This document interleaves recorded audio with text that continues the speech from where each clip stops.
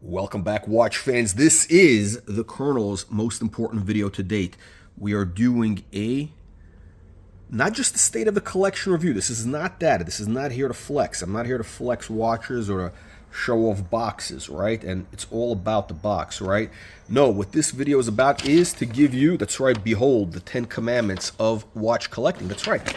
I actually codified it. I wrote it down because, look, I've been dropping words of wisdom onto the peasants, trying to elevate the peasants into the aristocracy for the last number of months. And you know what? I figured, let me put pen to paper, being the scholar that I am, and try to come up with the 10 rules that you need to know if you want to make money with watches, if you want to have watches that increase in value, have watches that you will enjoy, and actually build a real collection, right? What is watch collecting really about, right? That's what we're going to be talking about, the 10 commandments for watch collectors. Now, before we get into it, on the wrist, we have, oh, by the way, let me show you this, Patek Philippe. There we go. Can you see that? Yeah, ellipse cufflinks.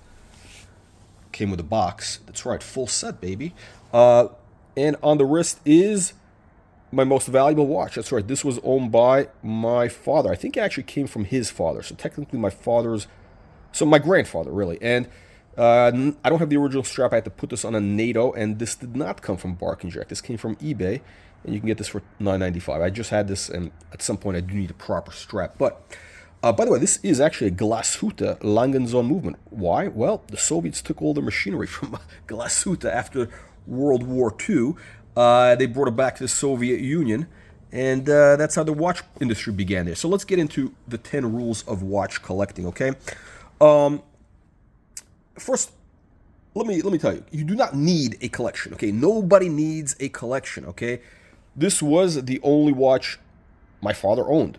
Probably his father, this was the only watch he owned, okay? I'm sure your father, your mother, whatever, right? Their father, their grandparents, they only had one watch, maybe two watches, okay? So this thing that everybody's, oh, we got to collect, you don't need to do anything, okay?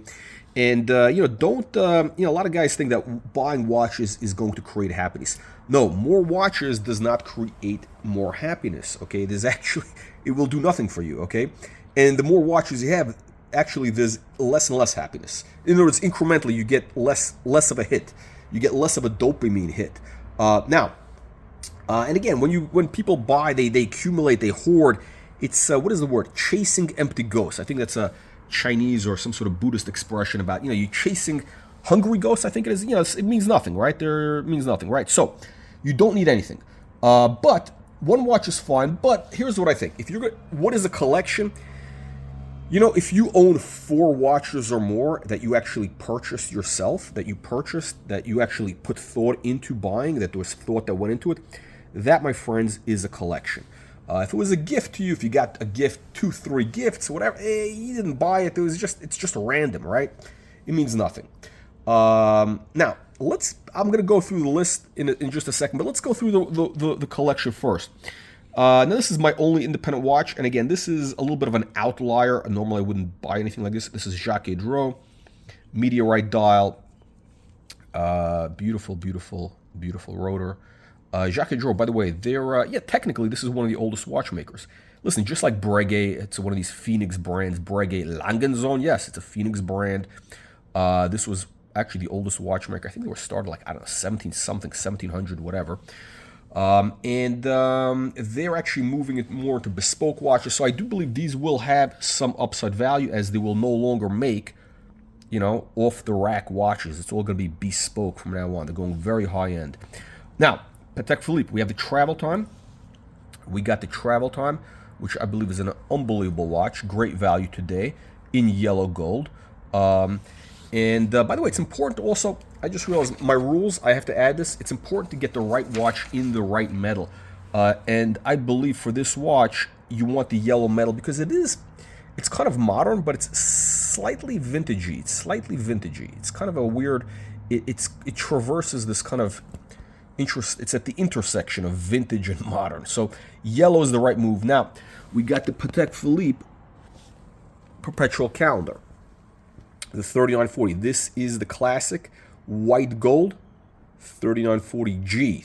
3940G, the top G. I have it on this gray strap from Patek Philippe. There's the movement.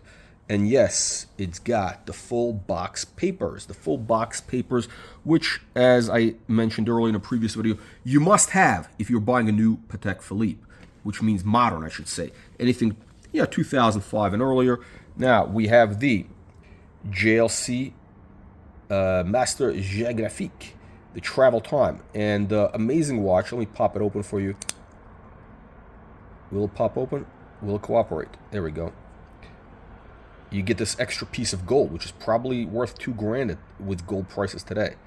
Amazing, right? Look at this. I mean, this is pure class, baby.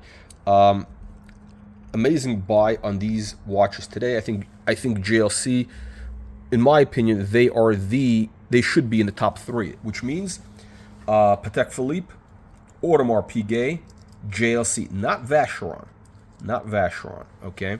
Now, we have the Audemars Piguet Royal Oak, the Royal Oak, two-tone, and date moon phase, also known as the owl,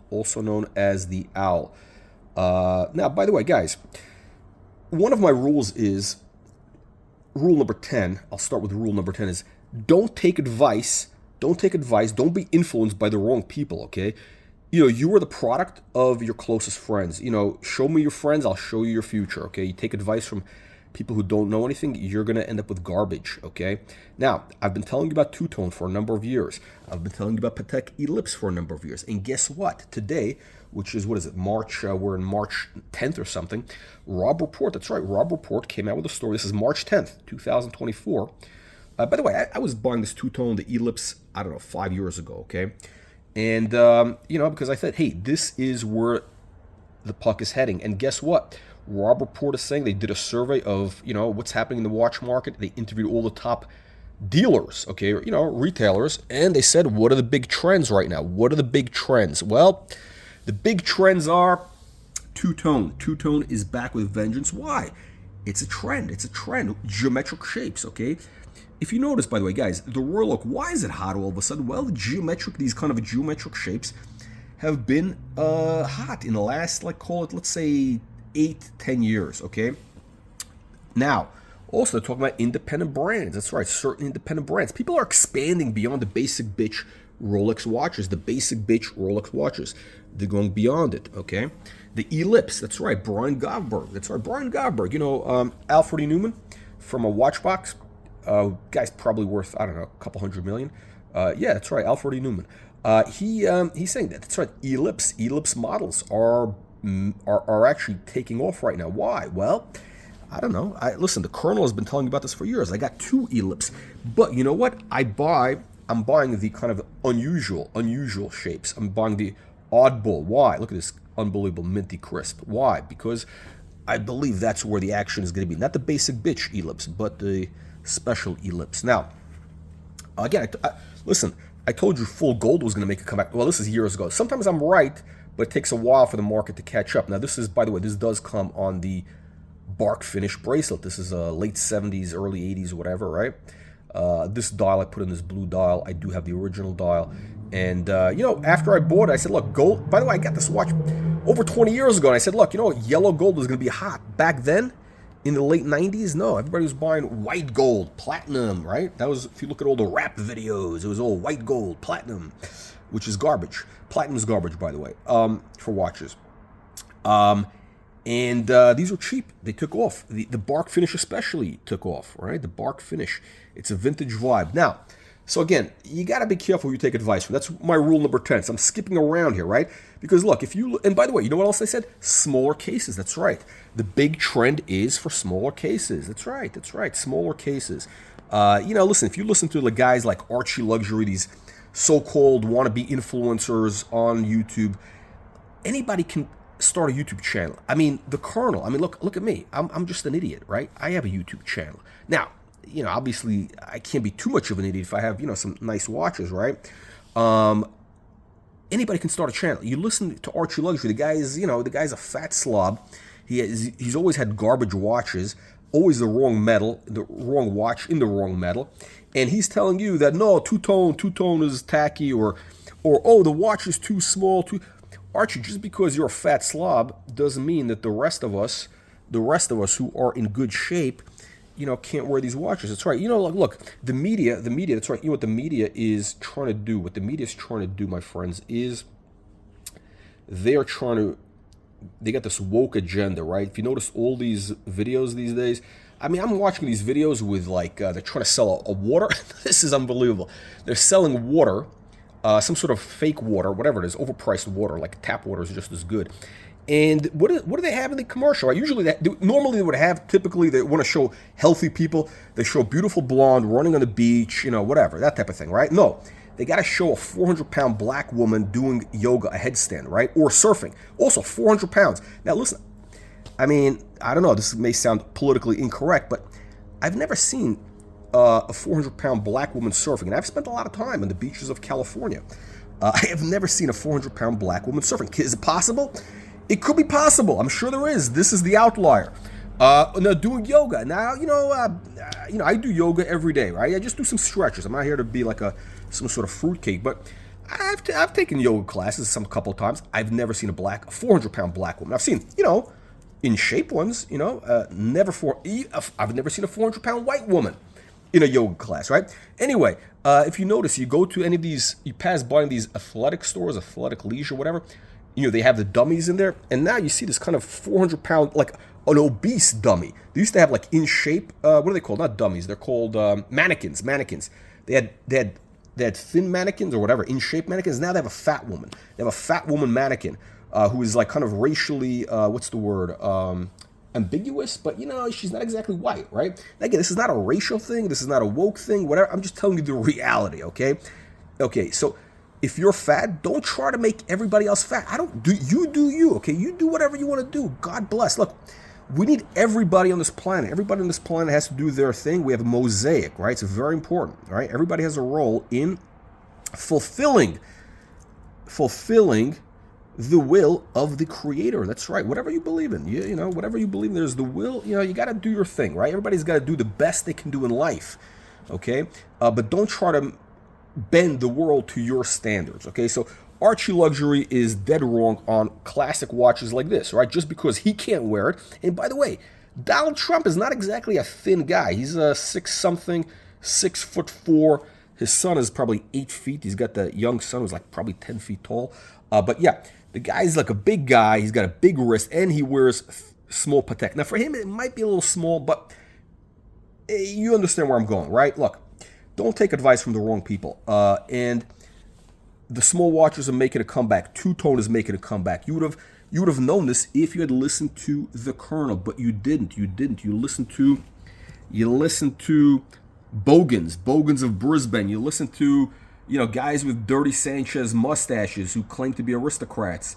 Now, I'm the real aristocrat. This guy is like a guy with a posh British accent who lives in, Long Island City, who's got he wears shitter watches, but actually no, TGV Urban Gentry, he does have some decent taste. I gotta be honest. He does have, I believe he probably has personal watches that have good taste. I'm not talking about his clothes, but his watches. He's got, he's actually, I gotta give him credit. He's on the money.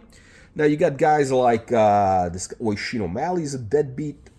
Mostly has just flex watches like Submariners, Yachtmasters in the wrong metal, stuff like that. You got this other Bukiak, that's Tim Wright, this Ukrainian trader. That guy has a bunch of modern kind of shitter watches, which by the way you guys are paying for. That's right, you tomato cans, you're paying for because you donate money, you give super chats to these mooch bums, these rats. You're feeding the pigeons. Now, let me not get too crazy here. Price is everything. That's rule number 2. So rule number 1, you don't need a collection. Rule number 9 is don't be influenced by the wrong people. Okay, so now let's go to rule number 2. Price. Price is everything. You got to buy right. Do not chase hype. Don't chase hype watches, okay? I bought this watch, 2018, I believe. It was moving a little bit, but I paid, $7 grand. It wasn't hype then. It was not hype. And everybody's saying, "Oh no, two-tone. Oh, oh, it's too small. Oh, it's 37 millimeters. It's too small. Or 36, excuse me. Oh, it's too small. It's not. No, this is actually the right size. 41 millimeters, too big. Okay, you're you're the guy who's basically wrong. Now, again, if you would have followed me, you would have tripled your money in this. Okay, that's one example. How about this? How about the turnograph? Right, I've been telling you guys about turnograph for a number of years, and now who's buying this? You know, all these guys are trying to spruik the turnographs. You got Paul Thorpe spruiking it. You got that bum, what's his name? The guy who boils kittens in coffee. Bark and Jerkoff, Bark and Jack. Adrian, what's his name? Adrian Barker. Another deadbeat. You know, the guy was peddling used mattresses. Today he claims to be an expert on, I don't know, watches, whatever. But he bought the wrong one, right? This is the one you want. You want two-tone, but you want the crispy bezel. By the way, you know, you had Paul Thorpe was showing off his bezel. The bezel, look at this. This is gold, and this is the best bezel you will ever see. Now, oh my God, it got a faint scratch. I think it got a faint scratch. You know what? That's what happens if you wear the watch. Sorry, but the rest of it, you want to make sure it's got those nice coin edges. That's what happens, my friends. These things are inevitable. By the way, I should add that another rule. It's not on my list, but yeah, you gotta wear the watches. Don't be a little bitch. Don't, you know, it's for wearing. If you get a scratch, that's what happens. That's what happens in life. If you're worried about it, it means you can't afford the watch. Okay, if you're worried about getting scratches on the watch, whatever it is, it means you can't afford the watch. Now, look at this. I got scratches. Now, let's keep going. Rule number 4: trends change. Rule number 4 is trends change. Okay. By the way, Price is Right. Don't chase hype. Again, these things went bananas. Don't chase hype. Don't pay over retail. Usually try to get a discount if you're buying new watches. I got this at a big discount, 30% discount from retail. It's right, just last year or whatever. Yeah, no, it's because it's not Rolex. I get it. But yeah, you got to get it at a discount because again, the price you pay is going to impact. What you make your money on the buy. That's what they say in real estate. You make your money on the buy. This watch I bought at a discount also. I bought this at a discount, and then this doubled in value. And by the way, and when it doubled, I did a video. I said, you know what? It went to like 20 grand or something. I said, you know what? I'm not selling it. I could sell it. I could double my money. But you know what? What am I going to do? What am I going to replace it with? I didn't see anything good at the time. I'm looking for watches basically. Again, this is a decent amount of money here, right? On my couch. It's a decent amount of money. And, I'm not a billionaire, right? Yet. I'm not a billionaire yet. So I'm looking for watches that will at least maintain value, keep up with inflation. That's one of my criteria. I need something that's going to increase 5% or more a year. I want 5% or more compounding returns. I got to have 5% or more. That way I can justify it. I got to have that 5% to justify the watch. That's very, very important for me. So the price I get in at, basically I kind of do the math. I say, look, what is it going to be worth in 5 years? 5% I'm okay. I can justify it. I can justify keeping the money in the watch instead of in the bank. I look at it as an alternative asset. It is better than gold in many cases. Yes, gold is hot. And by the way, I've been bullish on gold for years. Now, trends change. That's rule number 4. Trends change. This is the hottest watch today. Well, it doesn't have to be this one, but Royal Oak. Royal Oak is the hottest watch today. Why? That's the trend. People want that, geometric shape or whatever. They want a two-tone, or they're going to want a two-tone. Are they going to want it 10 years from now? I don't know. I really don't know. So my rule is I can only look 5 years out. I think I can see where things are going in 5 years. Like I could see that the move was going to go back to yellow gold in the late 90s. I said, hey, things are going to go back to yellow gold away from the white metals. And they did. They did, actually. It took a little bit longer. Took a little longer than I expected. But it's happened. It's happening again. The ellipse. The ellipse, again, I told you, it was out of favor for years. Out of favor for years. Yeah, I started buying because I said, hey, I can see things coming back. Gerald Genta, I can go into the whole story here. Sure enough, prices are taking off. You got that bum, what's his name? John Reardon, the alleged Rolex Patek expert. He's been bullish on Patek ellipse, right? And he's getting people pumped up. And, all the tomato cans are drinking the Kool-Aid. They're all drinking the Kool-Aid. I could have told you about this years ago, and I did. But you know what? You weren't paying attention. You know why? Because you're mooch bums. Now, if you click the like and subscribe button, you join the channel, you'll get enlightened. Rule number 5. Rule number 5. 5. Don't be boring. Rule number 5 is do not be boring, okay? You see this collection? It stands out. It's kind of like a mosaic, right? What you don't want is, you don't want to be one of these tomato cans. They got a whole row. They got a whole row full of Rolex Submariners in, you know, steel, gold. It's the same watch. They got 10 of the same GMTs. It looks like all one color. No, you got to mix it up. You got to have watches on a strap, watches with different dials. I got blue. I got chocolate, baby, chocolate. You know, chocolate. I got chocolate. I got the blue. I got champagne. The champagne. I got the meteorite. I got white. Or not white. It's actually opaline. I got whatever that is, right? And they're all different styles. Now, different types of movements. I got complications, travel time, perpetual calendar, dual time, or travel also, day, date, moon, phase. What else do I have? Yeah, these are basic watches. Dress watches, okay? Again, different, you know, you got to have variety, right? Now, rule number, oh yeah, by the way, the other thing is gold. You got to have gold. Part of that thing, you got to mix it up, dial, different metals, and you got to have gold. You're not a real collector unless you have some gold.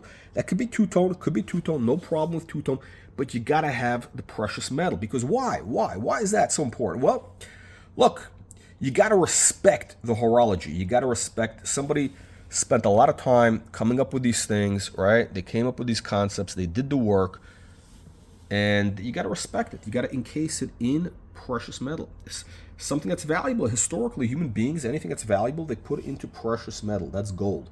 Rule number 6. Rule number 6, you got to have vintage. You must have some historical vintage, relevant historical vintage. What does that mean? You got to have something that has some historical importance. The Chronograph is a historically important watch for Rolex. That was their first real sports watch with a rotating bezel, okay? The rotating bezel. That informed the design of the Submariner, the Submariner, the Yacht Master, the GMT, other stuff like that, right?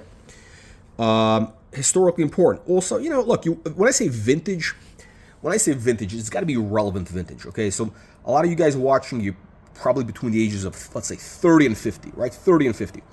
If you're a guy who's 50 years old, you know, for you, vintage is going to be late 60s, mid 60s to mid 70s, something around the time of your birth. If you're 30, it's going to be the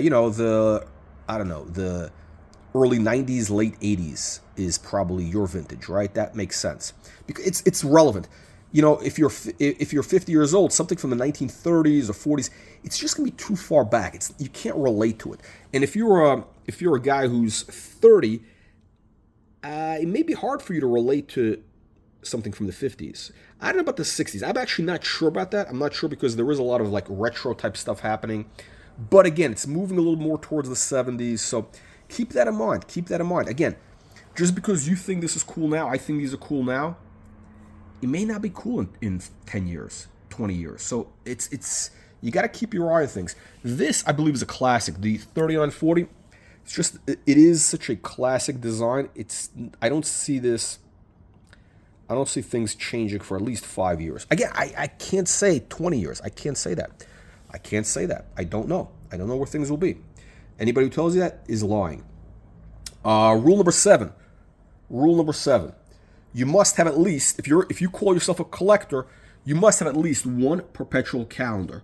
You got to have a perpetual calendar. If you don't have a perpetual calendar, you're not a serious collector. Again, let's go back to these tomato cans, these so-called influencers. Whether it's Archie Luxury, the Oisin, Tim Wright, TGV, Urban Gentry, Adrian Barker, all these Muppet heads, right? They don't have a perpetual calendar. Why? Because they're peasants. They're peasants. Most of them don't even have one of these, a day, date, moon, phase. Day, date, moon, phase. Look, you got to have either perpetual calendar or at least some real complication. I mean, at least something like this, a date moon phase. You gotta have something like that, yeah, which is kind of like an annual calendar, right? Travel time doesn't quite cut it, or dual time, it doesn't quite cut it, but whatever, okay? You can't have just a bunch of basic bitch watches. If you have just a bunch of regular time-only watches, and by the way, rotating bezel does not count as a complication. You have a GMT, that's not a complication, okay? They say it is, it's really not. It's just a basic bitch watch. These are complications, okay? These are legitimate complications. Although it is not too dissimilar from a GMT, but you know what I'm saying, right? Number eight, rule number 8, 5, 3, 8. Rule number 8, you gotta have best of breed. You gotta go with best of breed. You gotta get the flagship watch, which means if you want a chronograph, you gotta get a Rolex Daytona. The Daytona is the best of breed. It's not the Speedmaster. It's not. Well, they say it is, but it's really not, okay? You know, if you get a diver, you got to get the Submariner. Well, I don't know. I'm not saying diver or whatever, but okay, you understand what I'm saying, right? If you're going to get a perpetual calendar, it's got to be, you know, it's got to be, I don't know who makes perpetuals. I mean, Patek Philippe would be the best choice because that's what they're known for, right? Or you get a maybe Audemars because they, or JL. I trust JLC. I happen to think that they're very good. But those are the ones, right? What else? You don't buy an Audemars Piguet chronograph, okay? You don't buy an Audemars Piguet chronograph. You buy a Rolex chronograph. You buy the Rolex Daytona, not the AP chronograph. Why? Because Rolex is best of breed, okay? I would not buy a Patek Philippe. Oh, actually, no, Patek is different because they do kind of, they were known for that a little bit, but I don't think it's a pure thing. Definitely not JLC, okay? You know, it's Rolex, okay? They own the chronograph. Rule number 10. What's my rule number 10? Rule number 10, and this is my last rule, and I'm going to leave you with that, okay? Rule number 10 is always be improving the collection. You got to be always improving, always upgrading and fine-tuning, okay? I'm not interested in having 100 watches. I want to have, you're better off having 5 good watches than 50 whatever. I'd rather have 5 really solid watches, heavy hitters, than a bunch of mediocres. Now, what does that mean? You gotta upgrade. I mean, I don't want to grow a bunch of watches. I want to have, you know, just some heavy hitters. So that means I'm going to be pruning the collection. So one of the reasons I've laid it out here is I'm kind of articulating these things so I can also go through it in my own mind. So, for example, I've been saying this for a while. The Submariner, beautiful watch. I think, again, I do believe these are going to keep increasing values. I'm talking about this model, right? The one which is the no-holes case, the rehaut, the engraving inside the bezel, right? But I do need to trim this. I got to sell this. Why? Well, for timing function, again, I use it for timing function. I use the Yachtmaster, which I think is the better watch. It's a little more elegant, and I just don't need it, right? I just don't need it. I'd rather get something which is more useful to me. Now, I have 2 turnographs. One of my rules is don't have more than like two of a single thing, right? Now, the thing is here, I have one which is kind of like a daily or usable daily, which is this vintage piece. Then I have this crispy mint condition, which I wear every once in a while under a dress sleeve, so it's protected. This is more of an investment, okay? So this is more of a kind of like my vintage investment piece. This is an everyday wear. I had this as an everyday wear. So I would not have, for example, 5 perpetual calendars. I might have 2 because, you know, one might be in the shop. I got to send this one to the shop, right, for servicing. I would not have, you know, I don't know. Well, dress watches, again, in different shapes, whatever, but I would not have 10 of these or, you know, similar shape yellow gold dress watches. I might mix it up. I might have 5 different shapes or whatever, right? I would not have 5 day dates. Okay, I'd have, well, now again, some people collect day dates only. That is a thing. I could see that. But, you know, for most people, you know, you might have 1 or 2. I mean, you know, you don't want to see one of these collections where it's all the same thing. It's all Submariners. It's all, you know, Daytonas. It becomes very, very dull and boring. You know, it's not a collection. It's just an accumulation. It's an accumulation. Again, I'm going back to the Archie Luxury. I again, use that as an example.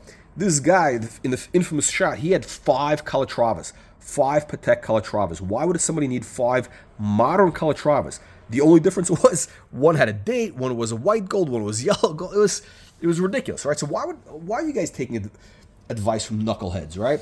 By the way, speaking of which, for Patek, you got to have the box papers. Who are you taking advice from? You know, again, Archie, recently bought a modern Patek, no box and papers, and for Patek, it's extremely important.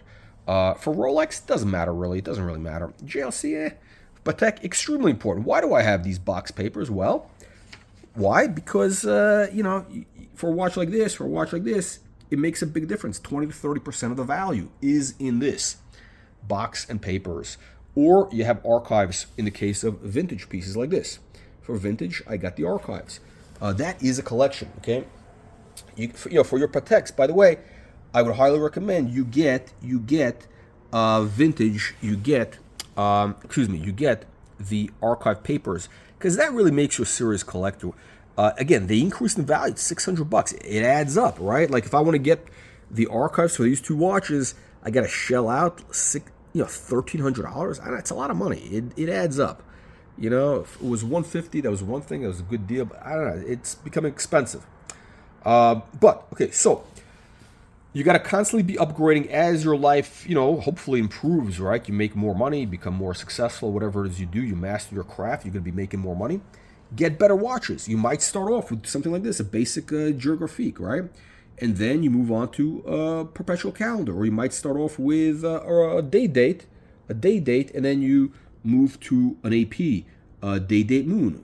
You might start off with, let's say a vintage Rolex like this, a vintage chronograph for 4,000, and you might get a modern Yachtmaster, which is double or triple that, right?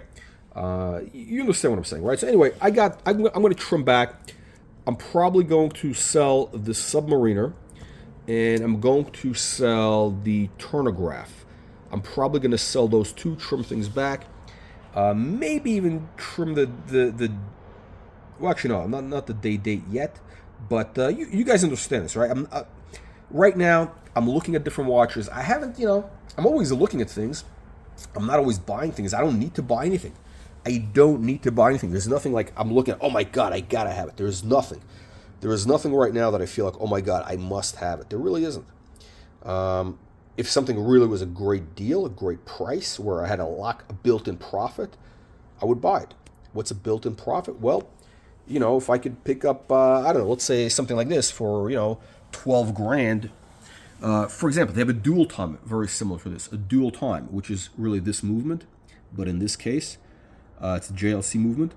If the dual time, if I could find one for 15 grand, that's, in good condition, I would buy it. Right now, they're in the 20s. 20s, I don't really need it. Would I buy? I like it, but, I don't need it. At 15, I'm a buyer. There's a couple things I'm looking at, but I really don't want to get anything until I, get rid of a couple things. Again, one of the things I believe in is you got to really wear the watches, and when you go beyond this, I think this is really the maximum size of the collection. I don't want to go beyond this because I do want to wear things regularly, and this is, look, we've got 13 pieces here. 13 pieces. I mean, that means like I can only wear, if I rotate it, it means twice a month. No, the watches I wear the most is this, and this. Those are my most actively worn watches. Now, for vintage stuff like these ellipses, the Chronograph, it's a little different because they do have, especially in the case of the Chronograph, it's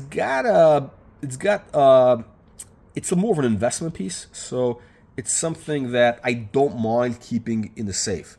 I don't mind keeping it in the vault, right? Why? Because, I'm looking at things 5 years out, right? The ellipse, I'm looking at things 5 years out. Although for the ellipse, I don't think they're going to increase as much as the solid gold Chronograph.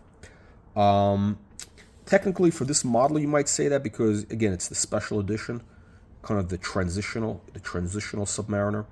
And again, you always want the better version of it, right? This is the transitional, meaning, again, no holes case, gold through the clasp, and you got the Rehart. transitional. There's less of these. There's, they only did this for a couple of years versus, 30 years for the rest of it. Anyway, guys, look, I hope you got some ideas here. I hope you got some insights. Let me know what you think. Here's my watch accessories. I hope you got some insights. Let me know what you think. Leave your nasty, vicious comments below. Make sure you click join the channel. You become a subscriber. You become a full aristocrat and not just a low-life peasant, right? You don't want to be a low-life peasant. You want to be an aristocrat. How do you become an aristocrat? You click the join button for $4.95 a month. You have access to members-only content. And when you leave a nasty and vicious message, there'll be a little symbol next to your name, which means aristocrat. So people will know that you are an aristocrat and not just a mere peasant who buys, Patek watches without box and papers, right? That's what it is, my friends.